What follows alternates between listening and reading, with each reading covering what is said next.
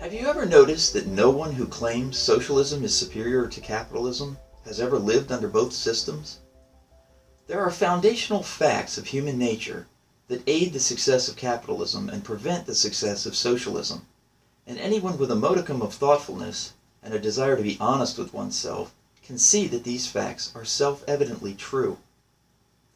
The consequences of our actions are a natural governing mechanism for human behavior. Pleasant consequences encourage good behaviors. Painful consequences discourage bad behaviors.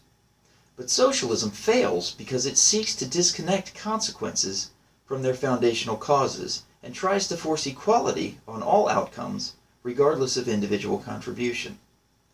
This means that socialism reduces the rewards of success and diminishes the penalties for failure. So ask yourself, what will be the result of reducing the rewards of success? The result will be less success, because succeeding is difficult.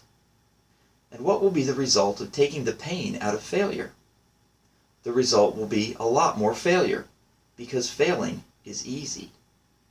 Socialism fails because it misdiagnoses human nature. It is a formula for incentivizing entire societies to fail, which, not surprisingly, is why it always ultimately produces so much failure. Capitalism, on the other hand, correctly diagnoses human nature. As a result, it incentivizes entire populations to strive to succeed. Get this now, because it is the great economic secret of our age. Capitalism works because under it, the best way to get what you want is to help other people get what they want. It's a win-win scenario. Everyone benefits and no one loses. Because the customer has a choice about whether or not to give you his money, you must present him with an option that benefits him. You have to serve him better than other available options, or he won't give you his money. And what if you aren't talented or powerful enough to create the best available option for the customer? Well, then you can work for those who can, because the best available option is rarely created by a single person. That's why companies exist. By helping a company create the best option for its customers, the company becomes your customer, and your paycheck is your reward for benefiting the company. Recently, there has been an increase in folks claiming that capitalism is oppressive. These people are buffoons, because exactly the opposite is true, and it doesn't take much honest thought to see why. Socialism is based on force, where your money is viewed as someone else's property. Socialism is oppressive by its very definition. Capitalism is based, on the other hand, on choice. Producers decide what to produce, customers decide what to buy, employers decide who to hire, and if you don't like the way you're being treated by your boss, you can choose another job.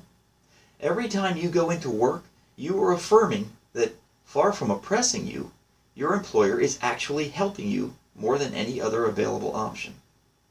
The choices available through capitalism are what protect each of us from economic tyranny. Under capitalism, you might fail to become affluent, but it won't be because you are oppressed. It'll be almost entirely because of the choices you yourself have made. As someone wisely put it, we are all self-made, but only the successful will admit it.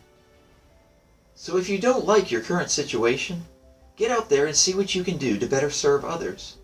Remember, capitalism works because to get what you most want, you must help others get what they most want.